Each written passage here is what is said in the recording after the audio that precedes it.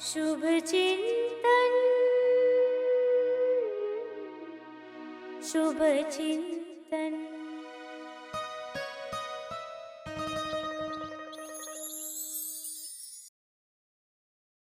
ये तु सर्वाणी कर्माणि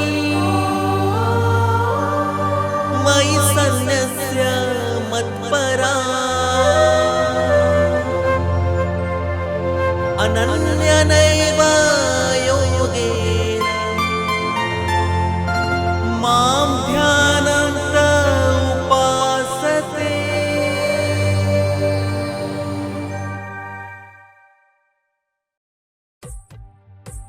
जो व्यक्ति निस्वार्थ भावना से भगवान को अपना तन मन समर्पित कर देता है, भगवान उसी को ही उद्धार करते हैं। भगवान सभी के हृदय में अपना आधार बनाते हैं। बस अपने हृदय से क्रोध, लोभ, मोह, अहंकार को त्यागने पर उसी के ऊपर अपना कृपा दृष्टि डालते हैं। आज हम आपको जगन्नाथ मंदिर के बारे में कुछ तथ्य प्रदान करने जा रहे हैं। हिंदू धर्म के अनुसार भारत में 4 धाम के बारे में वर्णन किया गया है, जैसे पूर्व दिशा में श्री जगन्नाथ धाम पुरी, पश्चिम दिशा में द्वारका धाम, उत्तर दिशा में बद्रीनाथ धाम और दक्षिण दिशा में रामेश्वरम धाम। चारों धाम से श्री जगन्नाथ धाम पुरी को सर्वश्रेष्ठ माना जाता है।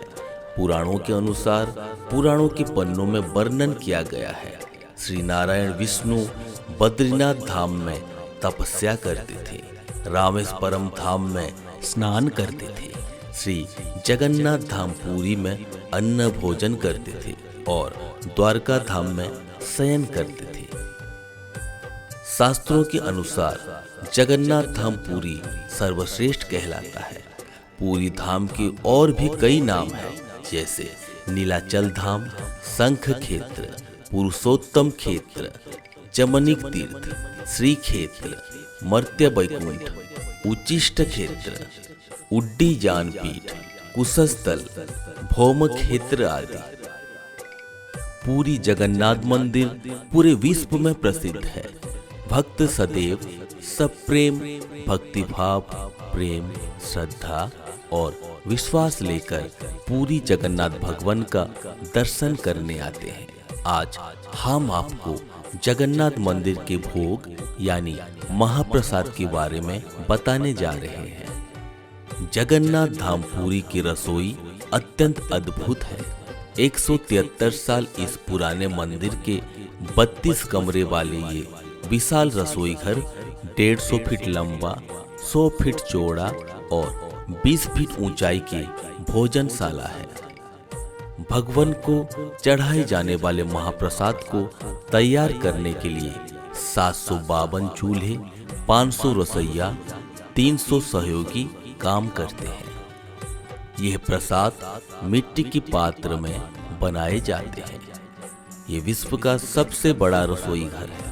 यहाँ जो भी भोग बनता है माता लक्ष्मी की देख रेख से ही होता है।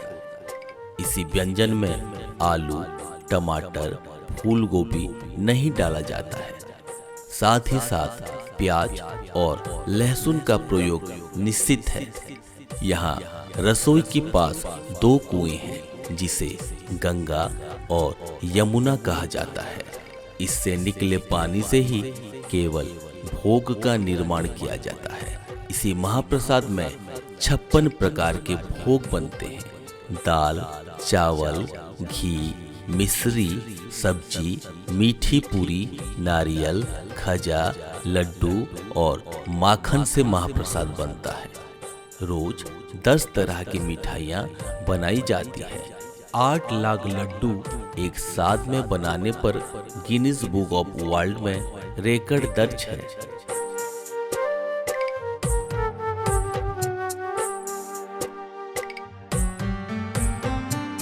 मंदिर में एक साथ में 50,000 लोगों के लिए महाप्रसाद बनता है।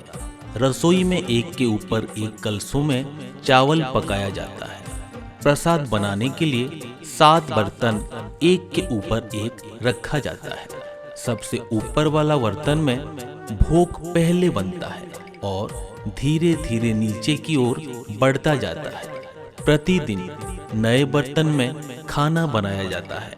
सर्वप्रथम भगवान को भोग लगाने के बाद भक्तों को प्रसाद दिया जाता है। भगवान जगन्नाथ को भोग लगाने वाला महाप्रसाद को अवड़ा कहते हैं। भगवान को दिन में 3 बार प्रसाद चढ़ाया जाता है। ओडिशा में प्रसिद्ध रथ यात्रा के 10 दिन का उत्सव में दुनिया के कोने कोने से लोग उत्साह पूर्वक आकर शामिल होते हैं। यहाँ भिन्न भिन्न जाति के लोग एक साथ भोजन करते हैं और जात पात का कोई भेदभाव नहीं होता। हिंदू रीति नीति के अनुसार भगवान को पहले भोग लगाया जाता है।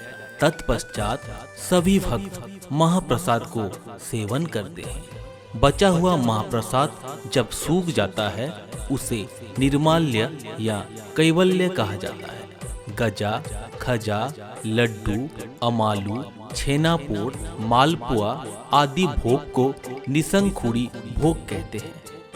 हर दिन सुबह 5 बजे मंदिर का द्वार खुलते हैं। 6 बजे भगवान को वस्त्र पहनाया जाता है। 8 बजे साहण मेला अर्थात भगवान को दर्शन करने का समय और 8:40 को सूर्य भगवान का पूजा।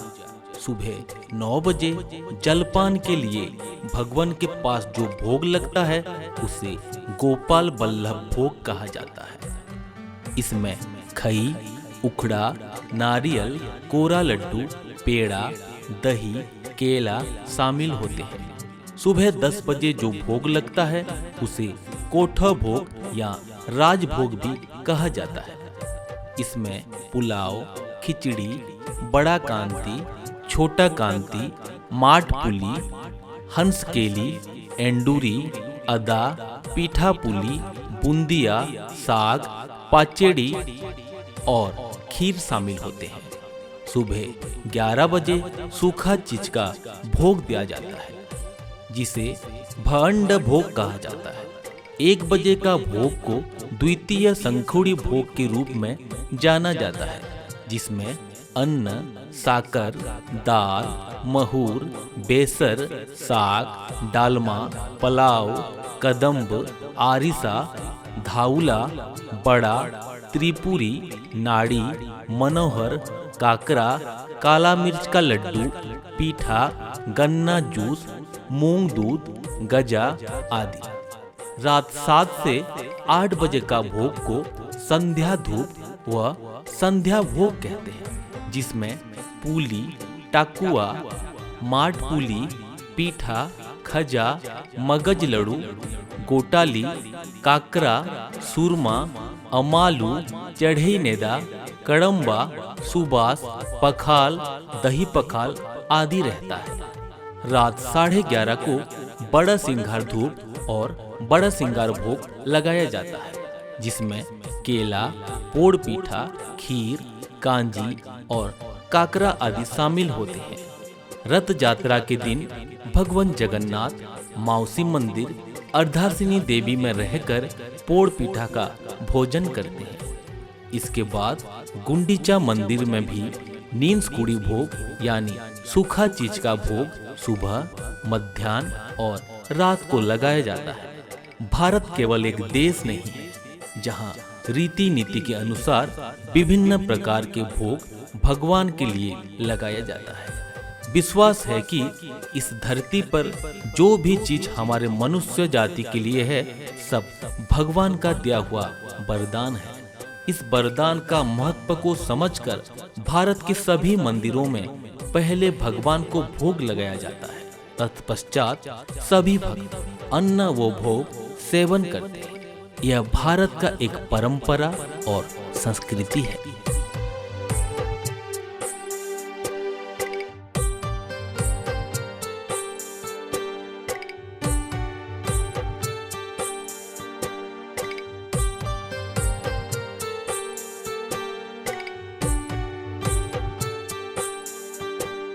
उड़ीसा राज्य की पुरी जिले में स्थित इस जगन्नाथ धाम में आइए और जगन्नाथ प्रभु के दर्शन लाभ कीजिए। अगर आप सभी को ये वीडियो पसंद आई तो लाइक कीजिए, शेयर कीजिए और आपके हमारे हम सभी की पसंदीदा चैनल शुभ चिंतन को सब्सक्राइब कीजिए। जय जगन्नाथ।